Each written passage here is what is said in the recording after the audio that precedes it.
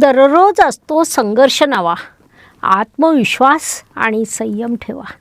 जीवनात तोल हवाच, परंतु हा तोल धरताना सगळ्यांना यश मिळतं असं नाही. कधी काम जास्त तर कधी मन उदास असतं. आपण म्हणतो, अरे देवा थोडं बॅलेन्स दे ना. तूळ रास म्हणते, जे बॅलेन्स, सौंदर्य आणि नात्यांचा सुंदर समतोल राखणारी रास होय. या राशीचे लोक जिथे जिथे गोंधळ तिथे तिथे शांतता निर्माण करतात. आणि म्हणूनच जानेवारी 2026 हा महिना तुम्हाला सांगत आहे, तोल राखा पण स्वतःचा आवाज विसरू नका. तूळ राशीत आकर्षण आहे. विचारांचं, बोलण्याचं, व्यक्तिमत्वाचं आकर्षण तुमच्यात आहे. जिथे मन प्रेम शोधतं तिथे शांतता येते. त्यात तुमची स्वतःची ओळख म्हणजे इतरांसाठी जगताना स्वतःला शोधणारे. तोलात ठेवा मन, कृतीत ठेवा जिद्द. या महिन्यात तुम्हाला आत्मविश्वास आणि आकर्षक व्यक्तिमत्वाची भेट मिळेल. नमस्कार, मी ॲस्ट्रोगुरू डॉक्टर ज्योती जोशी सर्व ज्योतिषप्रेमी व अभ्यासकांचं स्वागत करते. सर्वप्रथम तुम्हाला इंग्रजी नववर्षाच्या हार्दिक शुभेच्छा. आपण जानेवारी 2026 या महिन्याचं राशी भविष्य समजून घेत आहोत. तूळ राशीच्या जातकांसाठी हा महिना कसा राहील यावर सविस्तर चर्चा करणार आहोत. विविध दृष्टिकोनातून या महिन्यातील ग्रहस्थितीचं शास्त्रोक्त विश्लेषण करणार आहोत. आणि सोबतच व्हिडिओच्या शेवटी मी तुम्हाला या महिन्यात करावयाचे विशेष उपाय सांगणार आहे. त्यामुळे व्हिडिओला शेवटपर्यंत बघायला विसरू नका.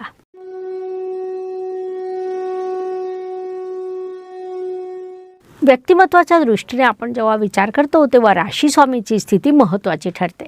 तूळ राशीचे स्वामी शुक्रदेव महिन्याच्या सुरुवातीला तृतीय या परिश्रम स्थानात विराजमान आहेत. तसंच 13 जानेवारी रोजी ते तुमच्या चतुर्थ या वास्तूच्या स्थानात प्रवेश करतील. या काळात निर्णय घेताना तुम्ही संभ्रमित व्हाल. हो म्हणू की नाही असा प्रश्न तुम्हाला पडेल. तर यशाचं सूत्र असं आहे की प्रत्येक निर्णयावर शंका घेऊ नका. आपल्या कृतीतून विश्वास दाखवा. रवी तुमच्या भाग्याला तेज देईल. गुरुदेव तुम्हाला संयम शिकवतील तर राशी स्वामी शुक्रदेव तुम्हाला मोहकता शिकवतील. थोडक्यात हा महिना तुमच्या व्यक्तिमत्वाला समृद्ध संपन्न करणारा आहे. या काळाचा सदुपयोग करा. धन, कुटुंब, वाणी या दृष्टीने तूळ राशीसाठी मंगळदेवांची स्थिती महत्त्वाची ठरते, कारण ते तुमचे धनेश आहेत. मंगळदेव या महिन्याच्या दुसऱ्या पंधरवड्यात उच्चीचे होणार आहेत. पैसा नक्कीच येईल, परंतु त्याला जाताना देखील बघावं लागेल, म्हणून योग्य नियोजन आवश्यक आहे. कुटुंबात आधी थोडं वादळ येईल, मग शांतता निर्माण होईल. अगदी हिंदी सिनेमासारखी स्थिती राहू शकते. आपल्या वाणीने जादू करा, पण टोचणारे शब्द टाळा. शब्द हे सोनं असतात, तर आवाज लोखंडासारखा असतो. कोणत्या क्षणी काय वापरायचं हे तुम्ही ठरवा. पराक्रम, परिश्रम, प्रवास या दृष्टीने तुमच्यासाठी नवीन संधी येतील. विशेषतः प्रवासात तुम्हाला नवीन काम मिळू शकतं. प्रवास करताना थकवा आणि तणाव येऊ शकतो, मात्र त्यातून तुम्हाला नवीन अनुभव देखील मिळणार आहेत. परिश्रमातून फायदा मिळेल. फक्त परिश्रमात सातत्य ठेवा. वास्तू, वाहन, जमीन, सुखशांती या दृष्टीने वास्तू आणि घराशी संबंधित काही निर्णय घेतले जातील. काही जातक नवीन वास्तू घेतील, काही घरात इनोव्हेशन करतील, तर काही जातक वास्तुशांती करण्याचा विचार करतील. आईचं आरोग्य सांभाळा. तिचे आशीर्वाद म्हणजे तुमचं भाग्य आहे. वाहन चालवताना काळजी घ्या. वाहन सावकाश चालवा. या काळात योग्य राहील.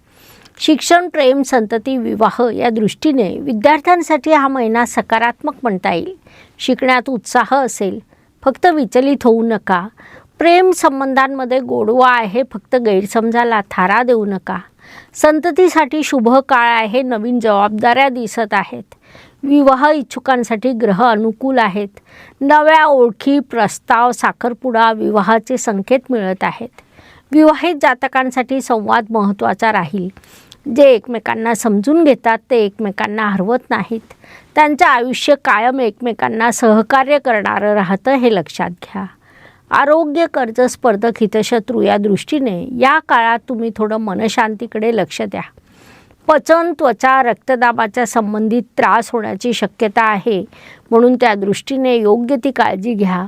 कर्जातून मुक्ती मिळण्याचे संकेत आहेत. शत्रू पूर्ण प्रयत्न करतील, परंतु तुमचा आत्मविश्वास त्यांना हरवेल, म्हणून अधिक काळजी करू नका. नोकरी व व्यवसाय या दृष्टीने तुमचं कर्तव्य, तुमचं व्यक्तिमत्व हे दोन्ही तुमची ओळख घडवतील.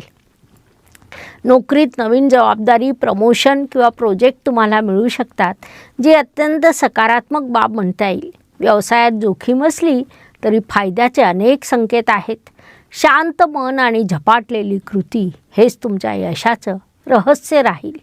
तुमच्या राशीसाठी राजयोगकारक असलेले ग्रह षष्ठ स्थानात विराजमान आहे. जलतत्वाच्या राशीत विराजमान आहेत, त्यामुळे नोकरी व्यवसायात कर्तव्य जबाबदाऱ्या वाढणार आहे. या काळाचा उपयोग करून घ्या. ज्येष्ठ नागरिकांच्या दृष्टीने या काळात तुम्ही आरोग्याला सांभाळा, पण चिंता करू नका. चिंता केल्याने जगातील एकही प्रश्न सुटत नाही. आध्यात्मिक वाचन, ध्यान, प्रवास यातून तुम्हाला समाधान प्राप्त होईल. जुन्या आठवणींना ऊर्जेचं स्वरूप द्या, हा या महिन्याचा संदेश तुमच्यासाठी आहे. भाग्य व शुभसंकेत या दृष्टीने तूळ राशीसाठी हा महिना अनेक शुभसंकेतांनी परिपूर्ण भरलेला आहे. प्रामुख्याने तुमच्या भाग्यस्थानात गुरुदेव विराजमान आहेत. महिन्याच्या पहिल्या 15 वाड्यात तुमचे राशी स्वामी आणि भाग्येश यांची दृष्टी राशीवर असणार आहे. लाभेशाची दृष्टी देखील राशीवर असणार आहे. भाग्य तुमच्या बोलण्यात आणि विचारात असेल. एखाद्या प्रभावशाली व्यक्तीकडून मदत मिळू शकते. नवीन करार, सहयोग, प्रेरणा मिळण्याचे अनेक संकेत निर्माण झाले आहे. या काळाचा सदुपयोग करा. कर्माच्या दृष्टीने कधीकधी कर्मातील अडचणी म्हणजे दिशा देणारे सिग्नल असतात. जर थोडं थांबावं लागलं तर समजा विश्व तुमच्यासाठी काहीतरी मोठं तयार करीत आहे. यशासाठी एकच मंत्र आहे की संयम ठेवा. तुम्हाला संधी नक्की मिळेल हे लक्षात घ्या. लाभाच्या दृष्टीने अडथळे येतील, पण शेवटी विजय तुमचाच असेल. मनातील इच्छा पूर्ण होईल. विशेषतः करिअर आणि कुटुंबाशी संबंधित तुमची इच्छा पूर्ण होऊ शकेल, म्हणून या काळाचा उपयोग करून घ्या. व्यय व परदेश गमन या दृष्टीने तुमचे थोडे खर्च वाढतील, पण परदेश प्रवास, नव्या ठिकाणी जाण्याची शक्यता निर्माण होत आहे. नवीन अनुभवातून नवीन ऊर्जा मिळेल. साहजिकच त्यावर खर्च देखील होईल, मात्र त्याला आपण सकारात्मक खर्च म्हणू शकतो. एकदा द्रौपदी भगवान श्रीकृष्णाला म्हणाली, माझ्यावर अन्याय झाला आहे. त्यावर श्रीकृष्ण म्हणतात, तू स्वतःच्या नशिबाशी न्याय कर, बाकी मी आहे. तूळ राशीच्या जातकांनो, एक बाब लक्षात घ्या की विश्व त्याच माणसाच्या पाठीशी असतं जो स्वतःवर विश्वास ठेवतो. आता तुमच्यासाठी काही प्रश्न आहेत. या महिन्यात तुम्ही कोणत्या गोष्टीत तोल राखायला शिकणार आहात? दुसरा प्रश्न, तुमच्यासाठी खरा आनंद म्हणजे काय? कमेंटमध्ये तुमची उत्तरं नक्की लिहा. पुढील व्हिडिओमध्ये तुमचं नाव येऊ शकतं. आयुष्य हे सुखदुःख आणि उतार चढाव यांनी भरलेलं असतं. कोणताच मनुष्य पूर्णपणे सुखी किंवा दुःखी होऊ शकत नाही. प्रत्येक दिवस प्रत्येकाला सारखा जात नाही. हे सर्व मुख्यतः चंद्राच्या गोचरवरून ठरत असतं. त्या दृष्टीने तूळ राशीसाठी 4, 13 आणि 23 हे विशेष शुभदायक, सुखदायक, यशाचे दिवस आहेत. तर 1, 10 आणि 20 हे दिवस तणावाचे जातील. या दिवसांमध्ये अडचणी, अडथळे, समस्या जाणवतील, म्हणून मानसिकता तयार करून वाटचाल करा. उपायांच्या दृष्टीने विचार केला असता नववर्षातील हा पहिलाच महिना आहे. गुरुदेव मिथुन या वायुतत्वाच्या राशीतून अतिचार गतीमध्ये प्रवास करीत आहेत.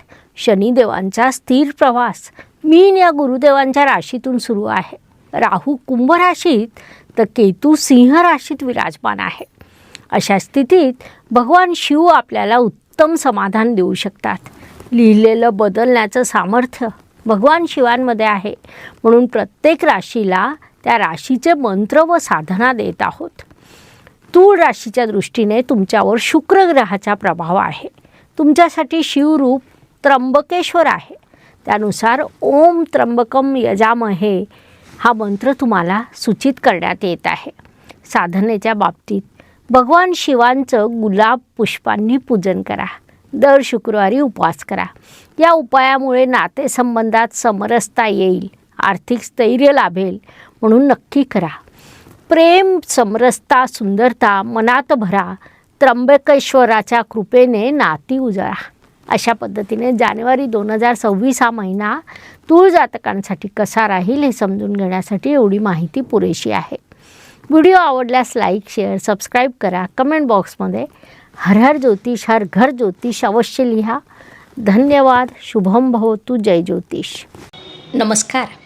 शास्त्राचा अभ्यास करण्यासाठी माझी मराठीतून 11, हिंदीतून 2 अशी पुस्तकं प्रकाशित झाली आहे.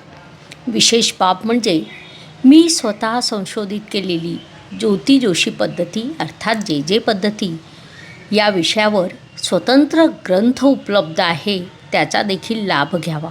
यूट्यूबची कार्यप्रणाली ही मुख्यतः लाईक, शेअर आणि सबस्क्राईबवर चालते. Please like, share and subscribe the channel. धन्यवाद. शुभम भवतु. जय ज्योतिष.